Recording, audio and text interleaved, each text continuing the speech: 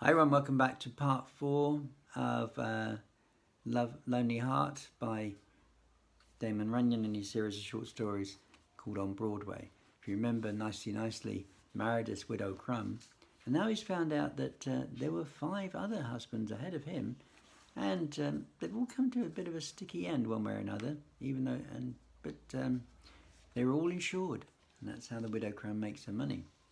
Nicely thinks it's time for him to perhaps get into town on his own and maybe skedaddle.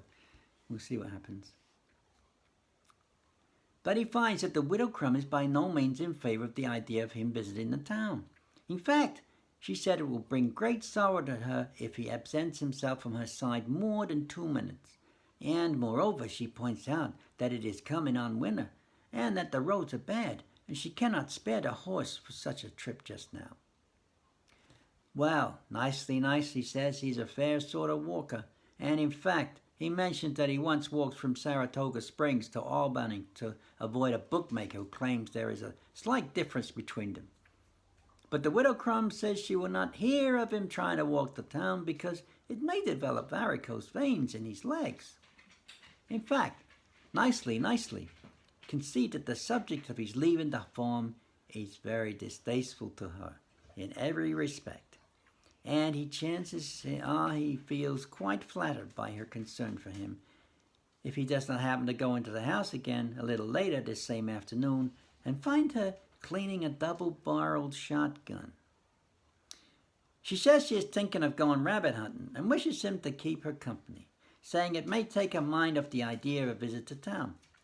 But she goes out of the room for a minute and nicely picks up one of the shotgun shells she lays out on a table and notices that it's loaded with buckshot. So he tells her he guesses he will not go, as he is not feeling so good. And in fact, he's not feeling so good at that, because it seems that Nicely is a rabbit hunter from infancy, and he never before hears of anyone hunting these creatures with buckshot. Then the widow Crumb says all right, she will postpone her hunting until he feels better. But Nicely cannot help noticing that she loads the shotgun anyways and stands in a corner where it is good and handy. Well, Nicely now sits down and gives this general situation some serious consideration, because he is now convinced that the widow Crumb is unworthy of his companionship as a husband. In fact, Nicely makes up his mind to take steps at this earliest convenience to sue her for divorce on the grounds of incompatibility. But in the meantime, he has to think up means of getting away from her. While he is thinking of this phase of the problem, she calls him to supper. It is now coming on dark, and she has the lamps lit and the table set when Nicely goes into the dining room, and a fire is going in the base burner, and usually this is a pleasant and comforting scene to Nicely. But tonight, he does not seem to find it as attractive as usual. As he sits down at the table, he notices that Harley is not present at the moment, though his place at the table is laid. And as a rule, Harley is Johnny at the rat hole when it comes to time to scoff, and moreover, he is pretty good doer at that. The 4th place that nobody ever occupies is also laid as usual, and now that he knows who this place is for, Nicely notes that it is more neatly laid than his own, and that none of the china at his place is chipped, and that the bread and butter and the salt and pepper and the vinegar cruet and the bottle of Worcestershire sauce are handier to it than it is to any other place. And naturally, his feelings are deeply wounded. Then the widow Crumb comes out of the kitchen with 2 plates loaded with spare ribs and sauerkraut. She puts one plate in front of Nicely and the other at Jake's place. And she says to Nicely like this. Nicely, she says, Harley is working late down at the barn, and when you get through with your supper, you can go down and call him. But go ahead and eat first. Then she returns to the kitchen, which is right next to the dining room, with a swinging door in between. And Nicely now observes that the very choicest spare ribs are on Jake's plate, and also the most kraut. And this is really more than Nicely can bear, for if there is one thing he adores, it is spare ribs. So he gets to feeling very moody, to be sure, about this discrimination, and he turns to Jake's place. In his very sarcastic stoner voice, he speaks out loud as follows. "Well," he says, "it is pretty soft for you. You get big love living on the fat of the land around here." Now, of course, what Nicey Nicey is speaking is what he is thinking, and he does not realize he's speaking out loud until the Widow Crumb pops in the dining room carrying a bowl of salad and looking all around and about. "Nicely," she said, "do I hear you talking to someone?" Well, at first, Nicey Nicey's about to deny it, but then he takes another look at the choice spare ribs on Jake's plate, and he figures that he may as well let her know that he's onto her playing Jake for a favorite over him, and maybe cure of it. For by this time, Nicey Nicey is so vexed about the spare ribs that he almost forgets about leaving the farm and is thinking of his future meals. So he says to the Widow Crumb like this. "Why, sure," he says, "I'm talking to Jake." "Jake?" she says. "What Jake?" And with this, she starts looking around and about again, and Nicey Nicey can see that she's very pale, that her hands are shaking so she can scarcely hold the bowl of salad, and there is no doubt but she is agitated no little, and quite some. "What Jake?" the Widow Crumb says again. Nicely Nicely points to the empty chair and says, "Why, Jake here," he says. "You know Jake, nice fella Jake." Then Nicely Nicely goes on talking to the empty chair as follows. "I notice you're not eating much tonight, Jake," Nicely Nicely says. "What is the matter, Jake?" "The food cannot disagree with you because it's all picked out and cooked to suit you, Jake. The best is none too good for you around here, Jake." Then he lets on that he is listening to something Jake is saying in reply. And Nicely Nicely says that's so, and I'm surprised, and what do you think of that? And tut, my, just as if Jake is talking a blue streak to him, although of course Jake is by no means present. Now, Nicely Nicely is really only being sarcastic in this conversation for the Widow Crumb's benefit. And naturally, he does not figure that she will take it seriously because he knows she can see Jake is not there. But Nicely Nicely happens to look at her while he is talking, and he observes that she is still standing with the bowl of salad in her hands and looking at the empty chair with a most unusual expression on her face. And in fact, it is such an unusual expression that makes Nicely Nicely feel somewhat uneasy, and he readies himself up to dodge the salad bowl at any minute. He commences to remember the loaded shotgun in the corner, and what Harley gives him to understand about the Widow Crumb's attitude towards Jake, and Nicely Nicely is sorry he ever brings Jake's name up. But it seems that Nicely Nicely now finds that he cannot stop talking to save his life, with the Widow Crumb standing there with an unusual expression on her face. And then he remembers the books she reads in her bed at night, and he goes on as follows. "It may be the pain in your stomach or just indigestion, Jake. I have stomach trouble in my mouth in my youth myself. You are suffering terribly, eh, Jake? Well, maybe a little old bicarb will help." Oh, there he goes. And with this, he jumps up and runs to Jake's chair and lets on that he is helping a character from the floor. And he stoops over and pretends to be lifting this character. Nicely grunts no little as if the character is very heavy, and the grunts are really on the level with Nicely Nicely as he is now full of spare ribs because he never really stops eating while he's talking, and stooping is not easy for him. At these actions, the Widow Crumb lets out a scream and drops the bowl of salad on the floor. "I will help you to bed, Jake," he says. "Poor Jake, I know your stomach hurts, Jake. There now, Jake, take it easy. I know you're suffering horribly, but I will get something for you to ease the pain. Maybe it's the sauerkraut."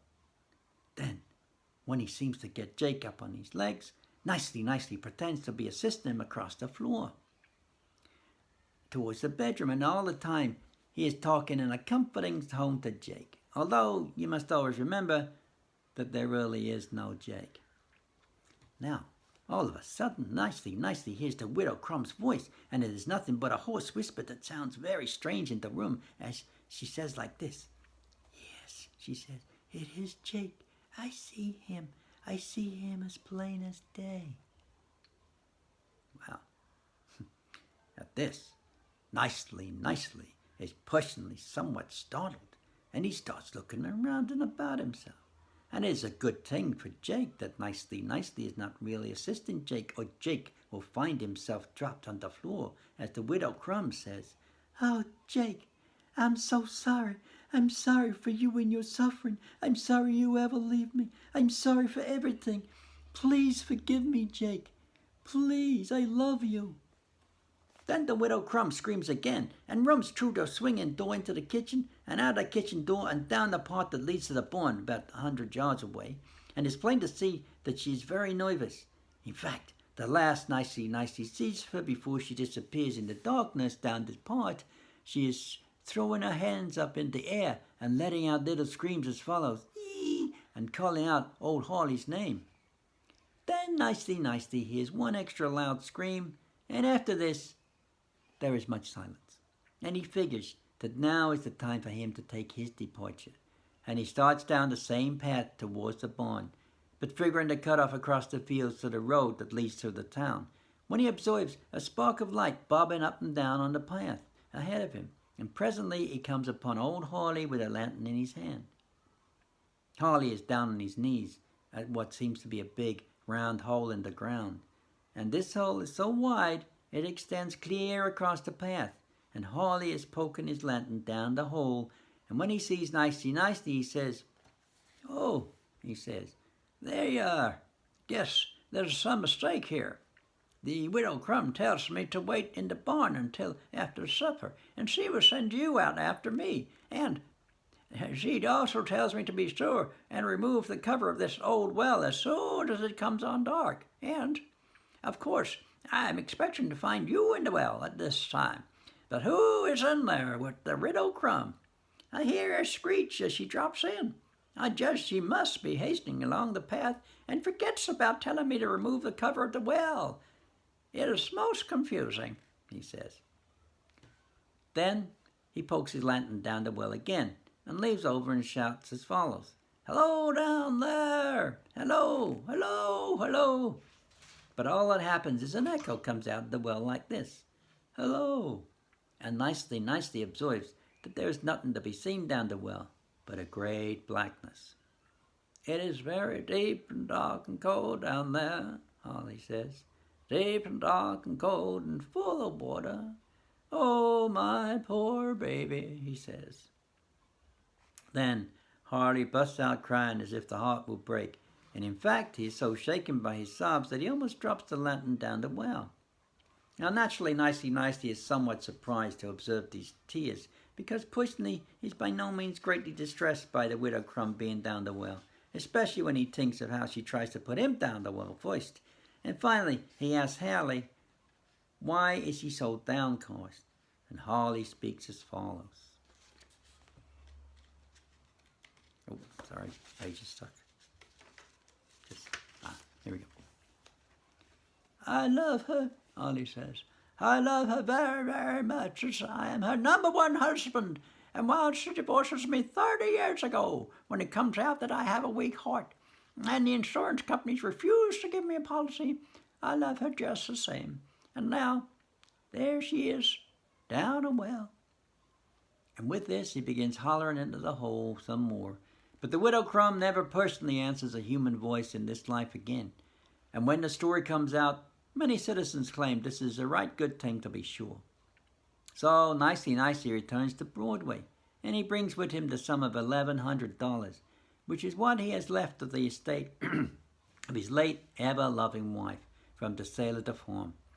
And one thing and another, after generously declaring old Harley in for 50% of his bit, when Harley states that the only ambition he has left in life is to rear a tombstone in the memory of the Widow Crumb, and Nicely announces that he is through with betting on horses and other frivolity, and he devote his money to providing himself with food and shelter, and maybe a few clothes. Well, the chances are Nicely will keep his vow too. But what happens the second day of his return? But he observes in the entries for the third race at Jamaica a horse by the name of Apparition at 10-1 in the morning line, and Nicely considers this entry practically a message to him. So he goes for his entire bundle on apparition. And it is agreed by one and all along Broadway who know Nicety story that nobody in his right mind can possibly ignore such a powerful hunch as this. Even though it loses, and Nicety is again around doing the best he can. There you go. Good twist in that. Another amusing story from the annals of On Broadway by Damon Runyon. Hope you enjoyed it. And until next time, and we'll find another one. See you soon. And a nice little thumbs up will tell me to carry on. See you soon. God bless now. Bye-bye. Bye.